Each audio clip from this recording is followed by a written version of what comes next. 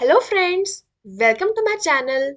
आज हम कर रहे हैं केमिस्ट्री के चैप्टर 4 के एंड एक्सरसाइज वाले क्वेश्चंस। तो इसका फर्स्ट है, compare the properties of electrons, protons and neutrons. हमें इस क्वेश्चन में क्या करना है, हमें यहाँ पे इन तीनों सब एटॉमिक पार्टिकल्स की जो प्रॉपर्टीज होती है उनको कंपेयर करना है। ठीक है, तो देखते हैं इसका आंसर क्या होगा फिर। तो इसका आंसर देखिए, पार्टिकल्स हमें इलेक्ट्रॉन को कंपेयर करना है, प्रोटॉन को और न्यूट्रॉन को।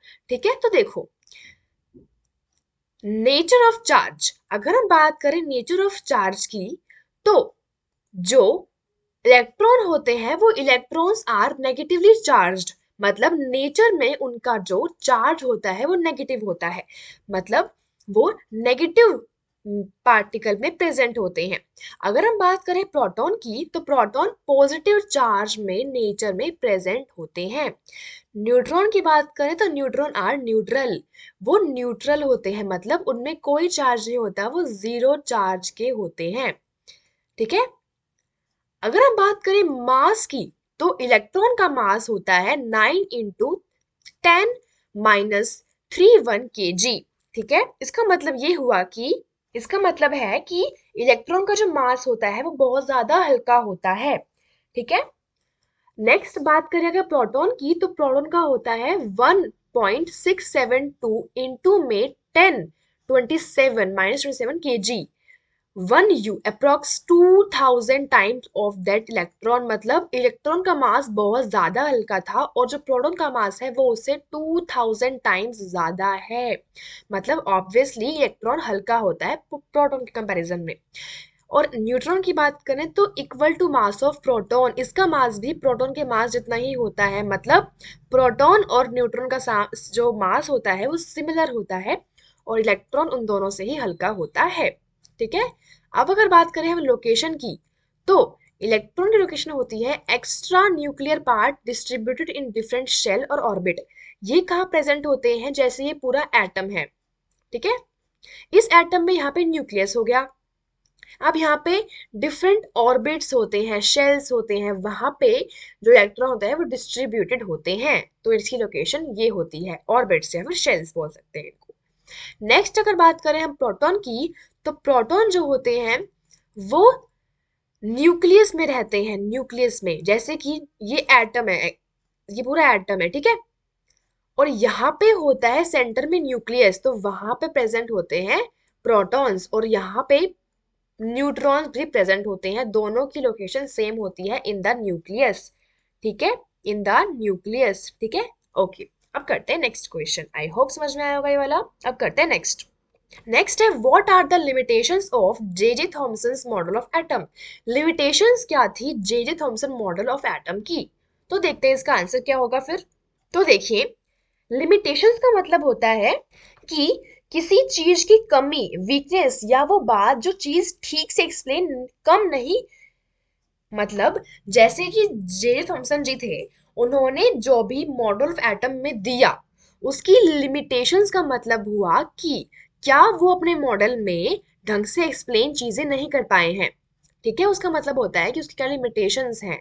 तो उसकी लिमिटेशन क्या थी, एक चीज थी कि it could not explain the result of scattering experiment performed by Rutherford.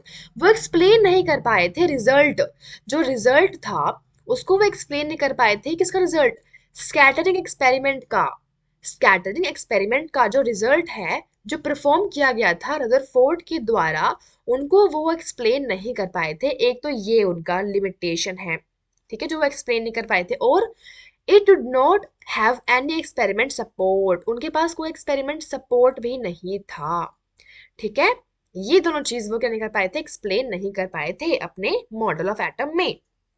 देखो, थॉमसन ने बोला था कि एटम एक पॉजिटिव स्पेयर है, एक पॉजिटिव स्पेयर है जिसमें इलेक्ट्रॉन्स चिपके हुए होते हैं, चिपके चिपके चिपके हुए होते हैं, ऐसे ऐसे। ठीक है, और वो प्लम प्लडिंग मॉडल उन्होंने दिया था।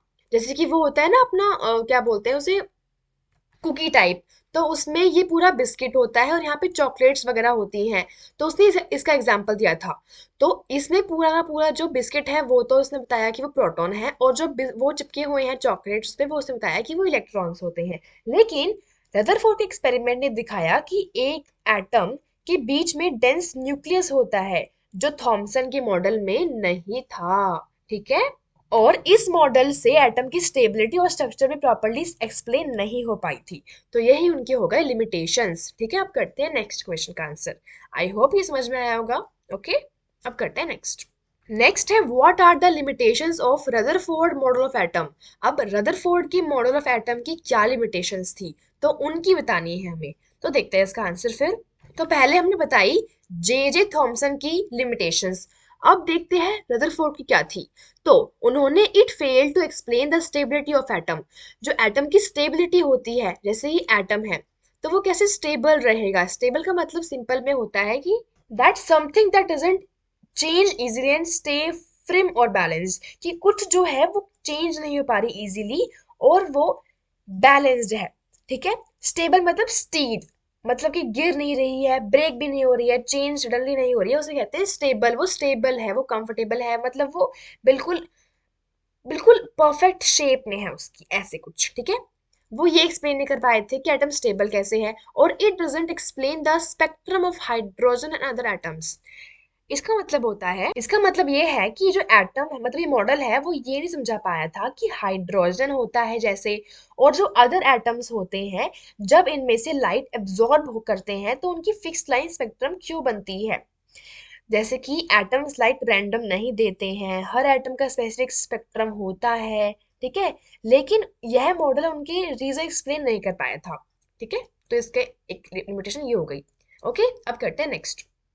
स्पेक्ट्रम का मतलब सिंपली ये होता है कि एक बैंड है या फिर एक रेंज है डिफरेंट कलर की या फिर एनर्जी की, जो ऑर्डर में अरेंज्ड होती है। एक लाइट है पास आउट हो रही है, जिसमें से डिफरेंट कलर और रेंज निकल रहे हैं, जिसकी डिफरेंट एनर्जी है और डिफरेंट ही उनकी कलर्स हैं, और वो ऑर्डर में है, ऑर्डर में। ठीक है। अब देखो, कोई बहुत दूर जाएगा उसकी एनर्जी ज्यादा होगी, कोई यहीं तक जाएगा उसकी एनर्जी मॉडरेट होगी, किसी को यहीं तक जाएगा बहुत ही दूर पास तक ही, तो उसकी एनर्जी बहुत ही लो होगी। तो डिफरेंट एनर्जीज में जाएंगे, एक ऑर्डर में जाएंगे, और डिफरेंट कलर्स के होंगे, कोई ब्लू कोई रेड ऐसे वगैरह वगैरह। ठीक है, उसे बोलते हैं स्पेक्ट्रम। ठीक है। ओके, अब करते हैं नेक्स्ट। नेक्स्ट है describe Bohr's model of an atom. तो हमें डिस्क्राइब करना है बोहर के मॉडल ऑफ एटम को। तो देखते हैं इसका आंसर क्या होगा फिर। तो हमें इस क्वेश्चन में डिस्क्राइब करना है। तो डिस्क्राइब करने के लिए देखो, the atom consist of a small positively charge nucleus at its centre. जो एटम होता है वो रखता है एक छोटा पॉजिटिवली चार्ज न्यूक्लियस उसके सेंटर में। ठीक है। जैसे कि पूरा का पूरा एटम है, ये देखो ये पूरा का पूरा एटम है जैसे। ठीक है। तो उसके बीच में क्या होता है, एक पॉजिटिवली चार्ज न्यूक्लियस होता है। ठीक है। वो बताया उसने, डिस्क्राइब किया उसने। The whole mass of atom is concentrated at the nucleus and the volume of nucleus is much smaller than the volume of atom। ये बोल रहा है कि पूरा जो एटम होगा उसका मास क्या होगा, वो डिपेंड करता है कि उसका न्यूक्लियस कितना भारी है, कितना मास न्यूक्लियस रखता है, और वही उसके पूरे एटम का मास होगा। ठीक है। लेकिन जो वॉल्यूम होता है वो बहुत ही छोटा होता है as compare to the whole atom. Atom तो इतना बड़ा होता है और उसका वॉल्यूम ज्यादा है, मतलब वो ज्यादा स्पेस कवर करता है, ज्यादा स्पेस ऑक्यूपाई करता है। और न्यूक्लियस का स्पेस बहुत छोटा होता है, बहुत ही छोटा सा स्पेस कवर करता है न्यूक्लियस। देखो छोटा सा है बहुत वो। ठीक है। तो ये हो गया न्यूक्लियस। तो इसलिए बोलेंगे कि इसका वॉल्यूम छोटा होता है, उसका वॉल्यूम बहुत ही बड़ा होता है compare to nucleus. Okay. Next है all the proton and neutron of atom are contained in the nucleus. सारे के सारे जो प्रोटॉन्स होते हैं और जो न्यूट्रॉन्स होते हैं एटम के अंदर, जो सब एटॉमिक पार्टिकल्स हैं जैसे कि प्रोटॉन और न्यूट्रॉन, ये दोनों रखे जाते हैं न्यूक्लियस के अंदर। ठीक है।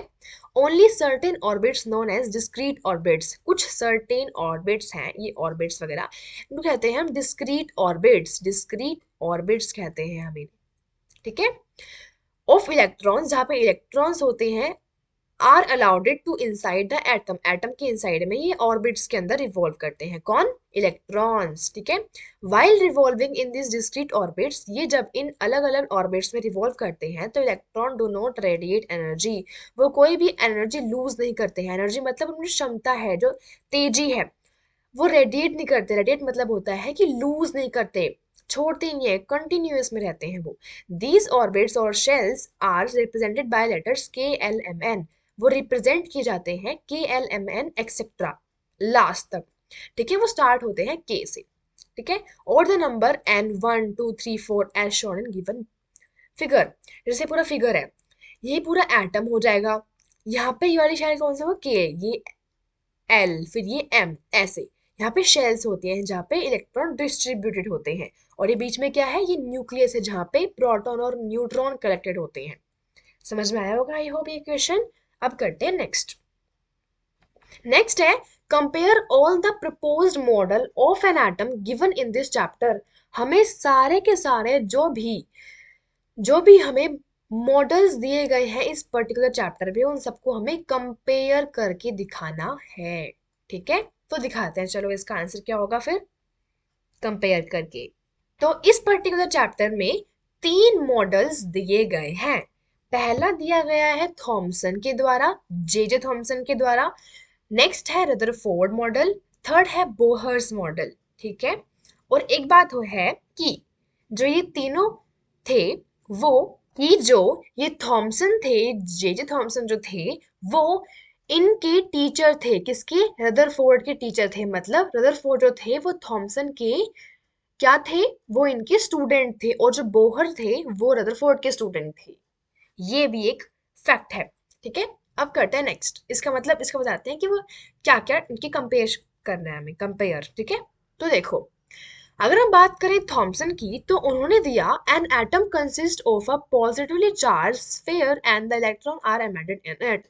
इसने बताया, थॉमसन ने बताया कि जैसे पूरा का पूरा एटम है, तो इसमें ये पॉजिटिवली चार्ज पार्टिकल्स अपने आप में रखता है, ऐसे ऐसे पार्टिकल्स रखता है पॉजिटिव के, और जो इलेक्ट्रॉन होते हैं वो इसमें एम्बेडेड होते हैं, चिपके चिपके हुए होते हैं कहीं कहीं। ठीक है, अब नेक्स्ट आए अपने पास रदरफोर्ड। उन्होंने बताया कि N atom consist of a positively charge centre in the atom called the nucleus. The mass of the atom is contributed mainly by the nucleus.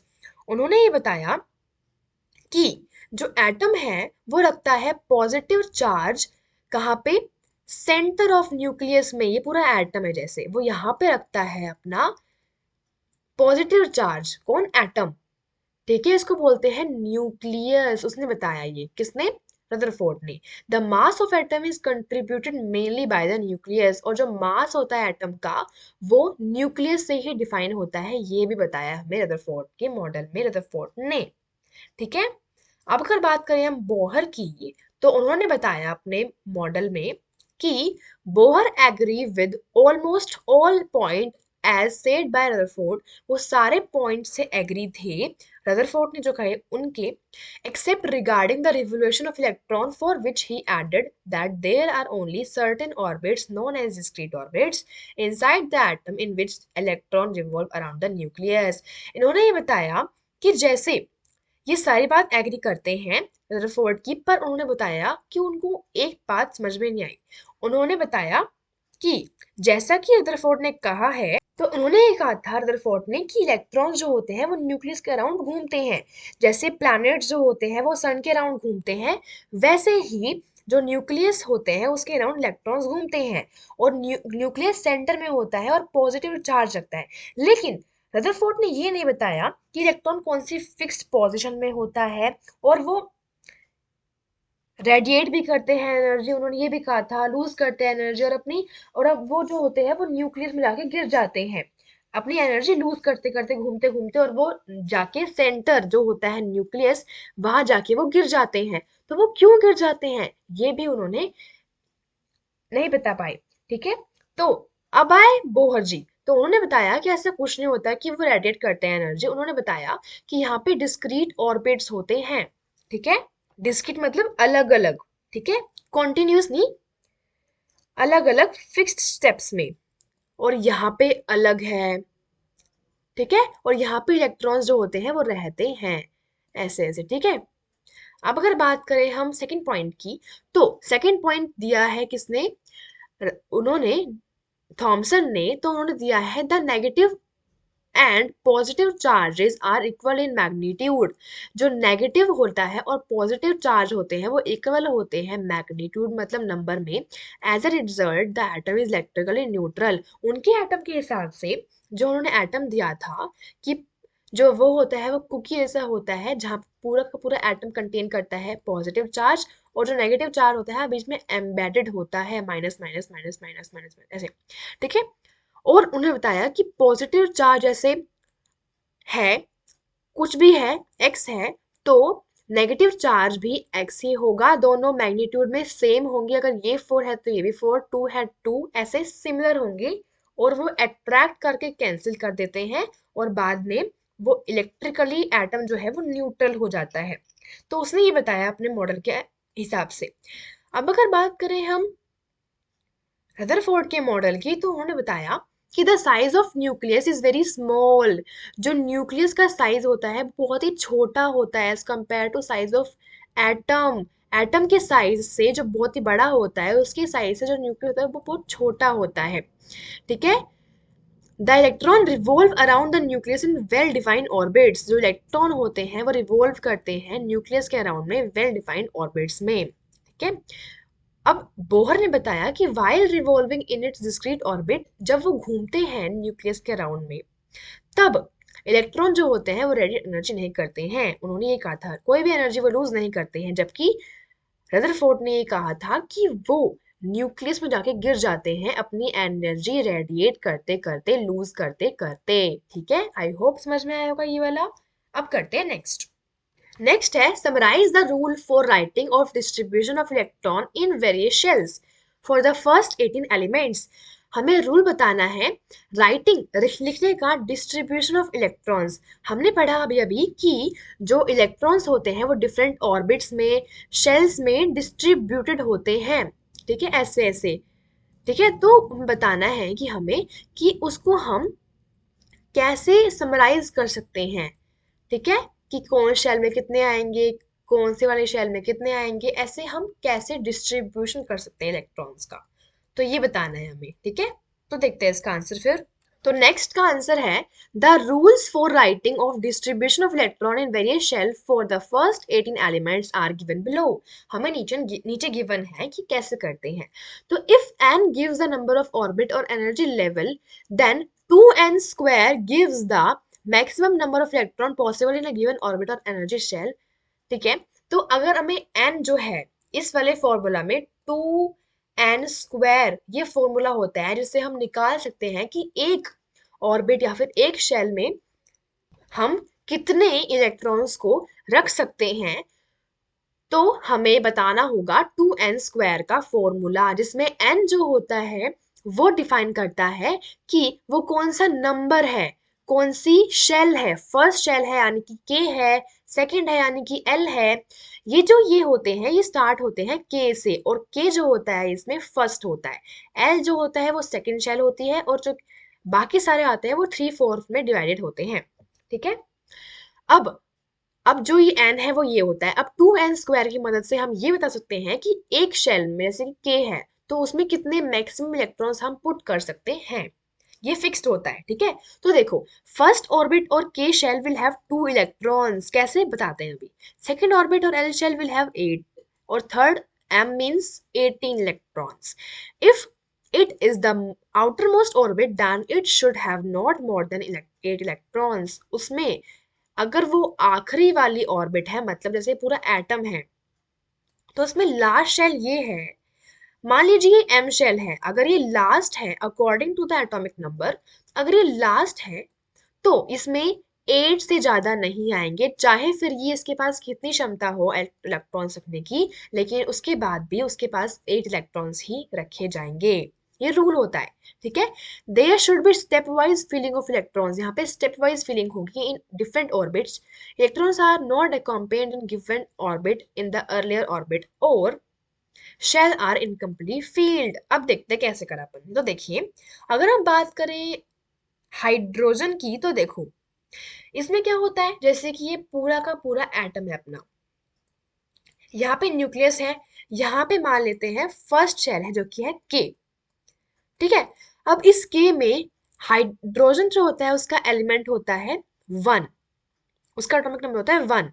तो वन आ गया एन की वैल्यू में, यहाँ पे टू आएगा और यहाँ पे आएगा स्क्वायर।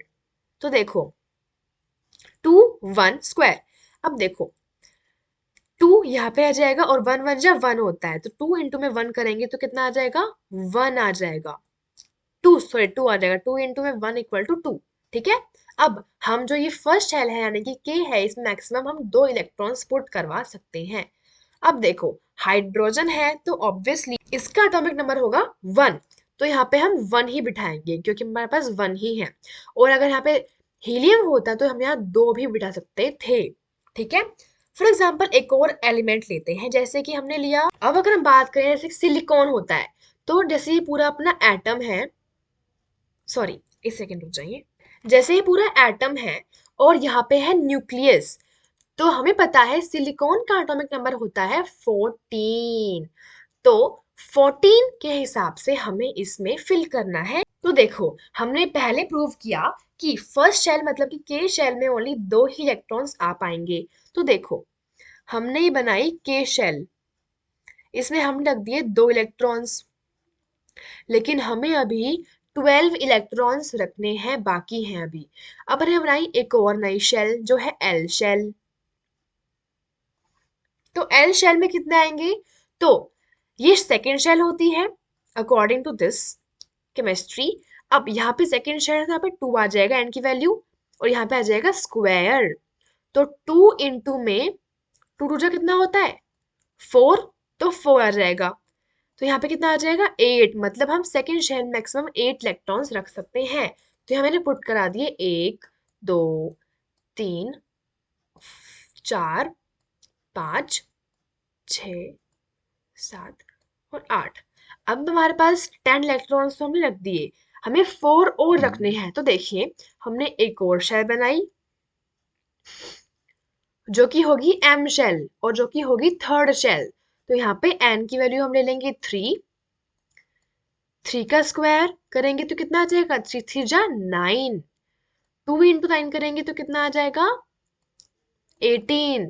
लेकिन हमें यहाँ पे कितने चाहिए, ओनली चार इलेक्ट्रॉन्स चाहिए, तो वन टू थ्री फोर हमने यहाँ पुट कर दिए। अगर यहाँ हमें नाइन पुट करने होते तो हम एक और शेल यूज करते। क्यों, क्योंकि लास्ट वाली में ओनली एट इलेक्ट्रॉन्स ही होने चाहिए for the stability of atom. This is a rule, important rule. Okay, I hope ये समझ में आया होगा। अब करते हैं नेक्स्ट क्वेश्चन। नेक्स्ट है define valency by taking example of silicon and oxygen. हमें वैलेंसी बतानी है, डिफाइन करनी है, एग्जांपल लेके सिलिकॉन का और ऑक्सीजन का। तो देखते हैं इसका आंसर क्या कैसे होगा फिर। तो देखो the valency of an element is the combining capacity of that element. जो वैलेंसी होती है एलिमेंट की वो कंबाइनिंग कैपेसिटी होती है उस एलिमेंट की। मतलब वैलेंसी का मतलब ये हुआ एक तरह से कि कोई भी एलिमेंट है जैसे कि हाइड्रोजन है, तो उसमें कितनी कैपेसिटी है कंबाइन करने की। The valency of element is determined by the number of valence electrons present in the atom of the element. कितनी ज्यादा इलेक्ट्रॉन्स जो है वैलेंस शेल मतलब कि, वैलेंस शेल मतलब बेसिकली आउटर मोस्ट जो होती है वो वाली शेल उसमें। ठीक है, तो इसकी जैसे कि अब बात करते हैं सिलिकॉन की, तो 14 होते हैं, इसमें 284 जैसे करके हम इसको कर देंगे distribute. thus the valency of silicon is 4 as the electron can be shared with other to complete octet। Valency of oxygen निकालनी है हमें, तो इसकी क्या होगी 2 और 6 होगी। क्यों, क्योंकि इसका एटॉमिक जो नंबर होता है वो 8 होता है। तो ऐसे से कॉन्फ़िगरेट कर दिया हमने। thus the valency of oxygen is 2, it will gain 2 electron to complete its octet। तो देखिए हमने यहाँ बात की ऑक्टेट के बारे में। अब यहाँ पे ऑक्टेट के साथ साथ एक और टर्म होती है जो कि होती है ड्यूप्लेट। तो इसे समझने के लिए हमें एक टॉपिक समझना पड़ेगा जो कि होता है वैलेंसी वाला। अब वैलेंसी जो होती है वो कैसे निकलती है, बेसिकली पहले हमने याद की थी, अब देखेंगे हम कि निकलती कैसे है। तो देखिए जैसे कि ये पूरा एटम है अपने पास, ठीक है, यहाँ पे हो गया न्यूक्लियस। अब देखो यहाँ पे जैसे हमने लिया ऑक्सीजन तो यहाँ पे आ जाएंगे 2, क्योंकि हमने 2n² वाले प्रोसेस से निकाला था कि हम मैक्सिमम 2 ही आ सकते हैं। यहाँ पे हमने लिखा कितने आ जाएंगे, यहाँ पे 6 आ जाएंगे, तो 1 2 3 4 5 और यहाँ पे आ जाएगा 6। ठीक है, ये इलेक्ट्रॉन्स हमने डिस्ट्रीब्यूट कर दिए। सेकंड वाले में आ सकते हैं कितने, 8 आ सकते हैं मैक्सिमम, तो हमने ये कर दिए। अब देखो हमें एक रूल होता है कि हमें जो आउटर मोस्ट शेल है उसको स्टेबल करना होता है कंपल्सरी, ताकि जो पूरा एटम है वो पूरा पूरा स्टेबल हो सके। तो स्टेबल करने के लिए हम क्या करते हैं कि जो आउटर मोस्ट होता है उसमें हम 8 इलेक्ट्रॉन्स करने की कोशिश करते हैं। अगर 8 नहीं बन पा रहा है तो हम जो ये वाला होता है अंदर वाला उसमें ड्यूप्लेट बनाते हैं, मतलब उस शेल में जितने मैक्सिमम इलेक्ट्रॉन्स आ सकते हैं उतने फिल कर दिए जाते हैं, जिससे एटम जो है वो स्टेबल हो जाता है। अब जैसे ये है, इसमें बाहर वाले आउटर मोस्ट मतलब वैलेंस शेल में ओनली 6 इलेक्ट्रॉन्स ही आ पाए, लेकिन हमें 8 चाहिए ताकि एटम स्टेबल हो सके। तो ये एटम क्या करेगा, इसके पास वाले एटम से 2 इलेक्ट्रॉन्स मांगेगा, गेन करेगा। ये 3 चीज करते हैं, या तो शेयर करते हैं, या फिर गेन करते हैं, या फिर लूज कर देते हैं। इनमें से जो इनको आसान लगता है वो काम करते हैं। अब इसमें इसके लिए आसान था कि वो गेन कर ले 2, अब लूज करेगा तो 6 एटम लूज करने के लिए, छोड़ने के लिए उसके पास इतना वो नहीं है।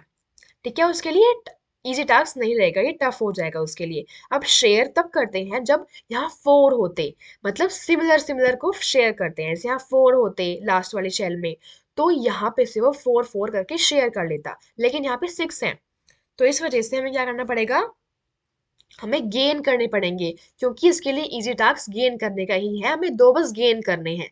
तो इस वजह से हमें 2 गेन करने के लिए दूसरे एटम से 2 को मांगेगा। तो 2 मांग लिए इसने, 2 कहीं से भी।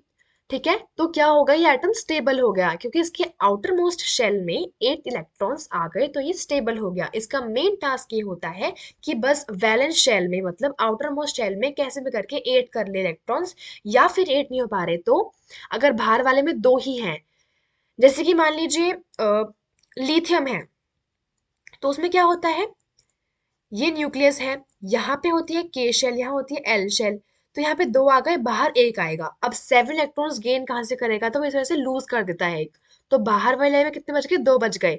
और के की कैपेसिटी कितनी होती है कि वो 2 रख सकता है अपने अंदर इलेक्ट्रॉन्स। ठीक है, मैक्सिमम 2 रख सकता है, तो उसकी क्या हो गई, ड्यूप्लेट बन गया, ड्यूप्लेट, तो इस वजह से भी एटम स्टेबल हो जाता है। तो ये होता है वैलेंसी वाला सिस्टम। अब जितने गेन करे, लूज करे या फिर शेयर करे, वही उसकी क्या हो जाती है, वैलेंसी हो जाती है। कितने नंबर ऑफ इलेक्ट्रॉन्स उसने गेन करे, शेयर करे या फिर उसने लूज करे, वो उसकी वैलेंसी बन जाती है। आई होप समझ में आया होगा आपको ये क्वेश्चन। अब करते हैं नेक्स्ट। तो 8th है, explain with example atomic number, mass number, isotopes, isobar, give any two use of isotopes. तो देखो हमें इन सारे टर्म्स को एक्सप्लेन करना है और हमें 2 यूजेस भी बताने हैं आइसोटॉप्स के। तो देखते हैं इसका आंसर फिर। तो इसका आंसर है एटॉमिक नंबर। देखते हैं पहले, the atomic number of an element is the total number of proton present in the atom of that element. For example, nitrogen has 8 proton in its atom. Thus, the atomic number of nitrogen is 7. ये बोल रहा है कि जैसे ये अपना ये पूरा का पूरा एटम है, तो यहाँ पे न्यूक्लियस होगा, तो जो एटॉमिक नंबर होता है किसी भी एलिमेंट का, total number of protons present होते हैं उसके एटम में, उससे डिफाइन किया जाता है। जैसे कि यहाँ पे प्रोटॉन मतलब कि न्यूक्लियस में कितने प्रोटॉन्स प्रेजेंट होंगे, 7 होंगे, 8 होंगे, कितने होंगे, वो डिफाइन करता है कि उसका एटॉमिक नंबर कितना होगा। जैसे कि हाइड्रोजन जो है उसका एटॉमिक नंबर 1 होता है, इसका मतलब उसके पास 1 प्रोटॉन है उसके न्यूक्लियस में। हीलियम में 2 होता है एटॉमिक नंबर हीलियम का, मतलब उसके पास जो न्यूक्लियस है उसमें प्रोटॉन का नंबर 2 है। इस वजह से उसका जो क्या है, एटॉमिक नंबर है वो क्या है, 2 है। ठीक है, अगर हम बात करें मास नंबर की, तो the mass number of an element is the sum of the number of proton and neutrons present in an atom of element. ठीक है, जैसे कि ये एटम है, तो इसमें जो न्यूक्लियस में प्रोटॉन और न्यूक्लियस दोनों प्रोटॉन और न्यूट्रॉन्स दोनों प्रेजेंट होते हैं, उसका एडिशन करने के बाद जो नंबर आता है वो बन जाता है उस एटम का मास नंबर।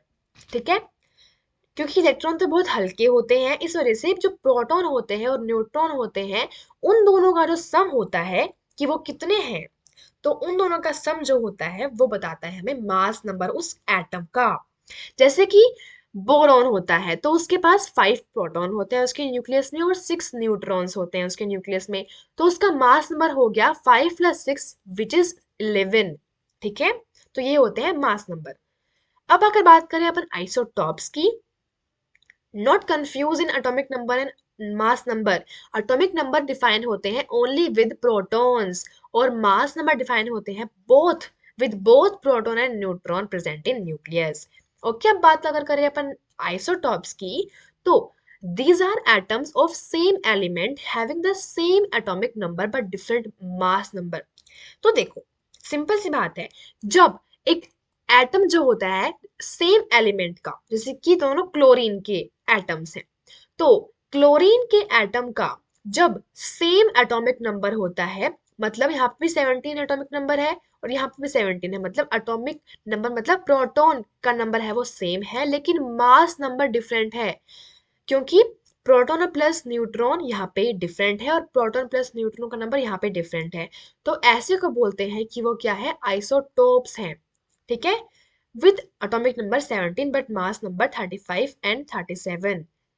ठीक है, तो जिनका जो मास नंबर होता है वो डिफरेंट होता है और जो आप उसका एटॉमिक नंबर होता है वो सिमिलर होता है, उसको बोलते हैं वो आइसोटॉप्स हैं। समझ में आया होगा आई होप। अब करते हैं नेक्स्ट। नेक्स्ट है आइसोबार्स। तो इसके ये होते हैं एटम्स, वो एटम्स जिनके पास मास नंबर सेम होता है पर एटॉमिक नंबर डिफरेंट होता है। अब देखो, यहाँ पे प्रोटॉन का नंबर डिफरेंट है, प्रोटॉन्स जो होते हैं न्यूक्लियस में उनका नंबर डिफरेंट है, एलिमेंट सेम है नियॉन नियॉन, लेकिन यहाँ पे जो मास वो है एटॉमिक नंबर है वो डिफरेंट है और जो मास नंबर है proton plus nucleus sorry neutron वो सेम सेम है, तो इसको कहते हैं कि वो आइसोबार्स होते हैं, दोनों में डिफरेंस होता है। I hope you understand. Okay, अब हमें बताने हैं दो यूजेस आइसोटॉप्स के। ठीक है, जिसका क्या होता है, जो मास नंबर होता है वो सेम नहीं होता, वो डिफरेंट होता है, वो होता है आइसोटॉप्स। तो इनके यूजेस क्या होते हैं, वन आइसोटॉप ऑफ यूरेनियम, जो यूरेनियम का वन आइसोटॉप होता है वो यूज होता है as a fuel in nuclear reactors, और जो एक और होता है कोबाल्ट का आइसोटॉप वो यूज होता है ट्रीटमेंट ऑफ कैंसर, कैंसर की ट्रीटमेंट में वो यूज होता है। आई होप समझ में आया होगा आपको ये वाला। अब करते हैं नेक्स्ट। नेक्स्ट है Na has completely filled K and L shells explain। जो Na है वो completely filled हो गई है उसके K वाली फर्स्ट शेल और L वाली सेकंड शेल, तो एक्सप्लेन करो।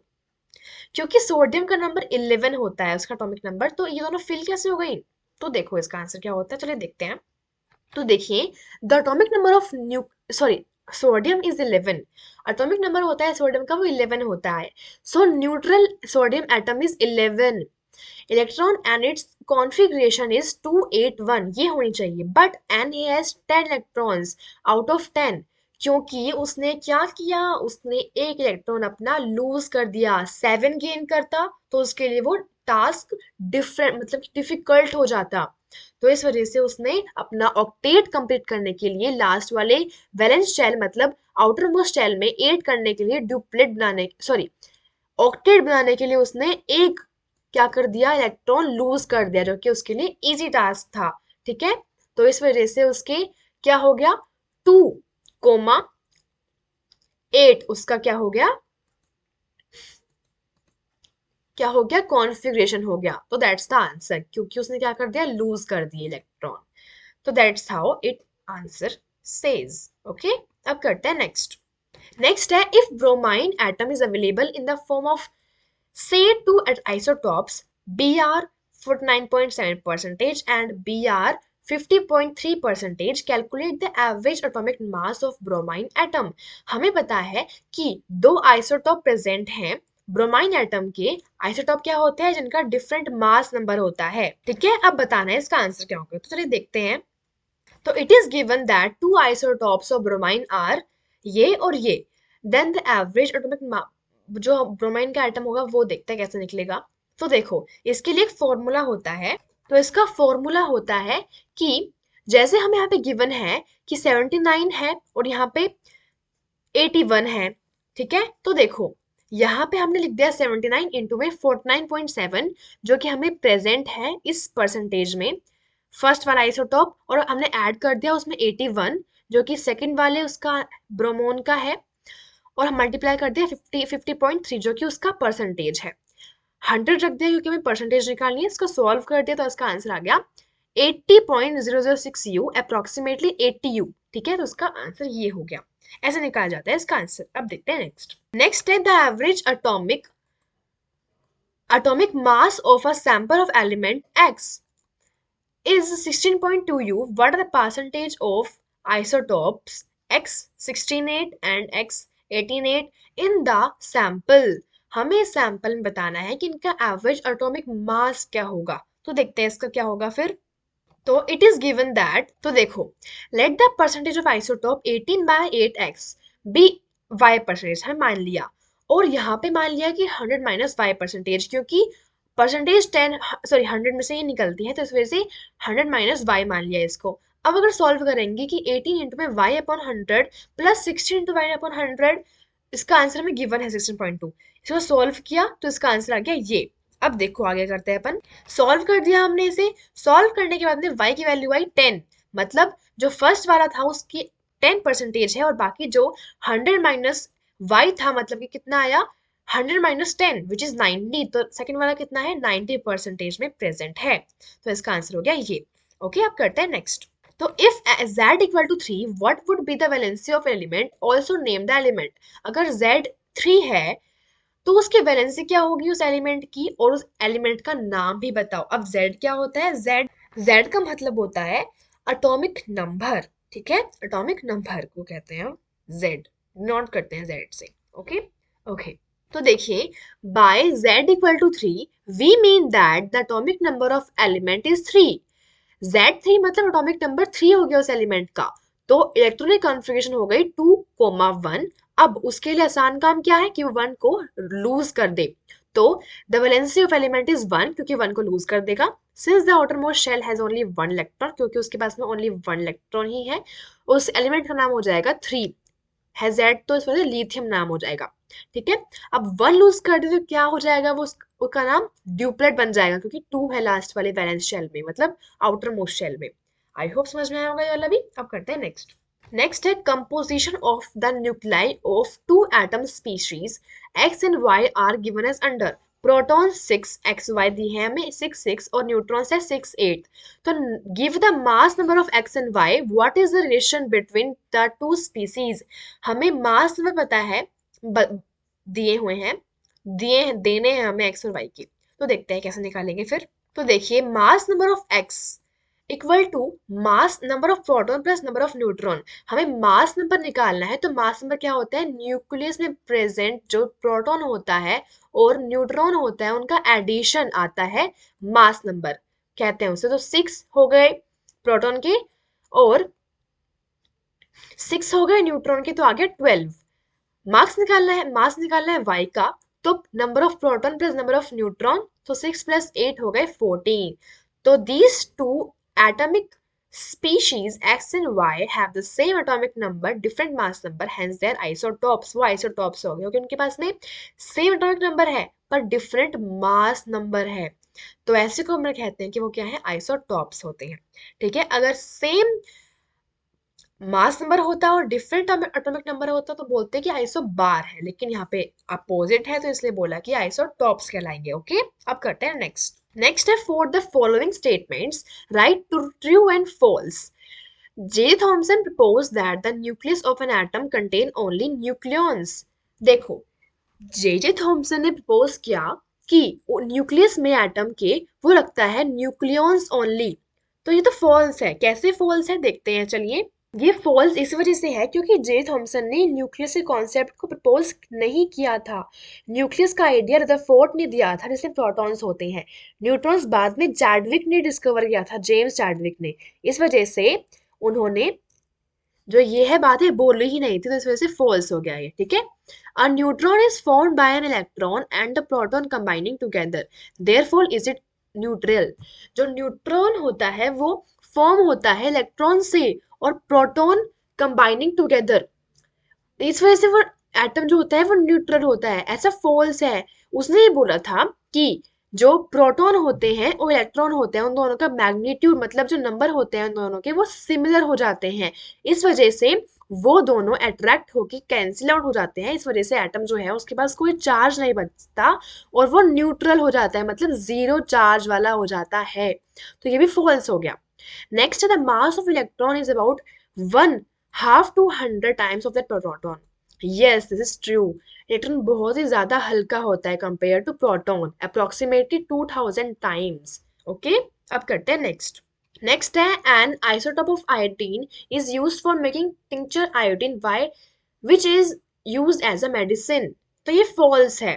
तो ये फॉल्स इस वजह से है क्योंकि टिंक्चर आयोडीन बनाने में नॉर्मल आयोडीन यूज होता है, कोई आइसोटोप नहीं होता। तो इस वजह से ये फॉल्स है क्योंकि ये एक ऑर्डिनरी आयोडीन है, not it's form of any isotope, इस वजह से ये फॉल्स हो गया। ओके, अब करते हैं नेक्स्ट 15th वाला। तो 15th है Rutherford's alpha particle scattering experiment was responsible for the discovery of, ये ऑप्शंस वाले आंसर है। तो रदरफोर्ड अल्फा पार्टिकल थे स्कैटरिंग एक्सपेरिमेंट वाले, तो वो रिस्पॉन्सिबल किसके लिए थे? एटॉमिक न्यूक्लियस की थे, इलेक्ट्रॉन के थे, प्रोटॉन या न्यूट्रॉन? तो देखते हैं इसका आंसर फिर। तो अकॉर्डिंग टू रदरफोर्ड उन्होंने जो अल्फा पार्टिकल्स बताए थे स्कैटरिंग एक्सपेरिमेंट के, वो रिस्पॉन्सिबल थे एटॉमिक न्यूक्लियस को डिस्कवर किया था उन्होंने। ओके, तो उसका आंसर हो गया एटॉमिक न्यूक्लियस ए वाला पार्ट। ओके, अब करते हैं 16th।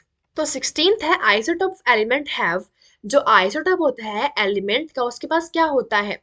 The same physical property, physical property same होती है, डिफरेंट केमिकल प्रॉपर्टी होती है, डिफरेंट नंबर ऑफ न्यूट्रॉन होते हैं, फिर डिफरेंट एटॉमिक नंबर होते हैं उनके पास में। तो इसका आंसर हो गया डिफरेंट नंबर ऑफ न्यूट्रॉन्स होते हैं, C is the correct answer. Okay, अब करते हैं नेक्स्ट। तो नेक्स्ट है 17th number of valence electrons of Cl ion are. तो Cl में कितने होंगे वैलेंस शेल? लास्ट वाले उसमें, लास्ट वाले में, आउटर मोस्ट शेल में तो होंगे 8, B is the correct answer, तो होंगे इसमें आंसर होगा 8। ओके, अब करते हैं नेक्स्ट। तो 18th है which one of the following is the correct electronic configuration of sodium. ठीक है, तो सोडियम का क्या होता है एटॉमिक नंबर? इसका होता है 11। और अगर हम बात करें नॉर्मल वाले कॉन्फ़िगरेशन की तो इसका आंसर होगा, देखो इसका आंसर होगा करेक्ट वाला 281, डी ऑप्शन। ठीक है, 2 वाले फर्स्ट शेल में आ गए, 8 सेकंड में और 1 वाला थर्ड में। ओके, अब करते हैं 19th लास्ट वाला। ओके, तो 19th में टेबल है complete the following table, atomic number, mass number, number of neutron, number of proton, number of electron, name of atomic species, हमें इन सब का कंप्लीट करना है। ओके, तो देखते हैं कंप्लीट कैसे करेंगे। तो देखो यहाँ पे हमें दिया है फ्लोरीन, तो इसमें नंबर ऑफ इलेक्ट्रॉन 9 होंगी। क्यों? क्योंकि इसके पास एटॉमिक नंबर कितने हैं? 9 है। ठीक है, तो नंबर ऑफ प्रोटॉन भी क्या हो जाएंगे? 9। ठीक है, और अगर नंबर ऑफ प्रोटॉन 9 है तो इलेक्ट्रॉन के नंबर भी सेम होंगे, तो ये भी क्या हो जाएंगे? 9, क्योंकि एटम न्यूट्रल होता है। और नंबर ऑफ न्यूट्रॉन कैसे आते हैं? देखो, तो नंबर ऑफ न्यूट्रॉन आते हैं, मास नंबर को माइनस करते हैं हम जब एटॉमिक नंबर में से, तब आते हैं अपने न्यूट्रॉन के नंबर। तो 19 - 9 विच इज 10। अब मास नंबर कैसे आएंगे? प्रोटॉन इलेक्ट्रॉन, प्रोटॉन और न्यूट्रॉन को ऐड कर देंगे तो उसका आंसर आ जाएगा 19। ऐसे हमने निकाला सल्फर का 16 होते हैं इसके एटॉमिक नंबर, तो इसका प्रोटॉन भी आ गया 16 और इलेक्ट्रॉन भी आ गया 16, और न्यूट्रॉन कितना आ गया? 16 आ गया। क्यों? क्योंकि इसमें से माइनस किया इसको तो आया ये। अब ये कहाँ से आया? Addition of proton and neutron. Next magnesium का निकाला हमने ऐसे ही, नेक्स्ट न्यूट्रॉन का निकाला, नेक्स्ट हमने निकाला हाइड्रोजन आयन का। ठीक है, अब आई होप आपको ये सबको समझ में आया होगा। ठीक है, यहीं पे हमारी ये वाली एक्सरसाइज एंड हो रही है। अब हम नेक्स्ट सेशन में करेंगे हमारा नेक्स्ट वाला कवर चैप्टर। तब तक के लिए बाय बाय। अगर आपको मेरी वीडियो पसंद आ रही हो तो इसको प्लीज़ लाइक कीजिए, सब्सक्राइब कीजिए, शेयर कीजिए एंड थैंक यू। मैं इसी वीडियोस रोज लाऊंगी। ठीक है, okay, bye bye, thank you.